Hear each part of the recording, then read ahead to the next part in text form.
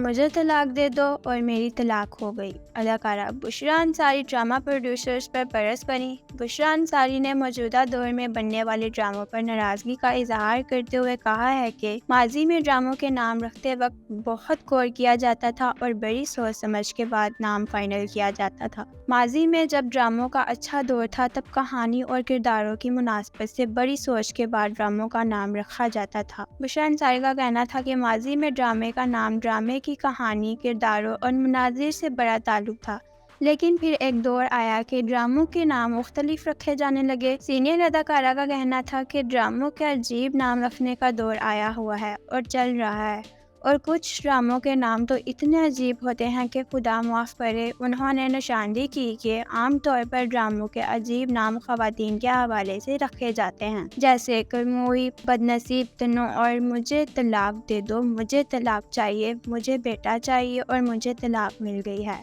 انہوں نے کہا کہ انہوں نے عجیب ناموں والے ڈرامے دیکھے ہیں، اور یہ کہ وہ اگر ڈراموں کے ناموں پر بات کر رہی ہیں تو انہیں ایسا سمجھا جائے گا کہ وہ کسی مداح خارش مسئلے پر بات کر رہی ہیں۔ انہوں نے کہا کہ ہمارے دور میں پروڈیوسرز ڈراموں کے ٹائٹلز عنوانات کو اہمیت دیتے تھے۔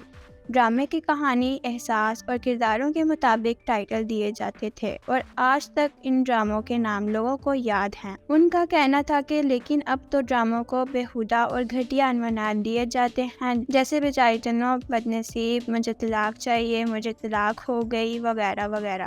بشریٰ انصاری نے کہا پرانے وقتوں میں ہم نے خوبصورت عنوانات دیکھے جیسے ماہ کنان، زنگار، تنہائیاں، انگہی، دھوپ، کنارے، آئینہ۔ اداکارہ کے مطابق اب ہمارے پروڈیوسرز ڈراموں کے عنوان کے بارے میں زیادہ نہیں سوچتے اور نہ ہی ان پر زیادہ توجہ دی جاتی ہے۔ کیا ہماری لغت میں الفاظ ختم ہو گئے ہیں یا ہم زیادہ محنت نہیں کرنا چاہتے؟ بشریٰ انصاری کا کہنا تھا کہ میں خود کو بہت بڑی لکھاری نہیں کہتی، لیکن جب میں نے اپنے ڈرامہ سیریز زیبائش کا نام رکھا تھا تو لوگوں نے مجھ سے اس لفظ کا مطلب پوچھا تھا۔ میں یہ جان کر حیران رہ گئی تھی کہ یہ لوگوں کے لیے ایک نیا لفظ ہے۔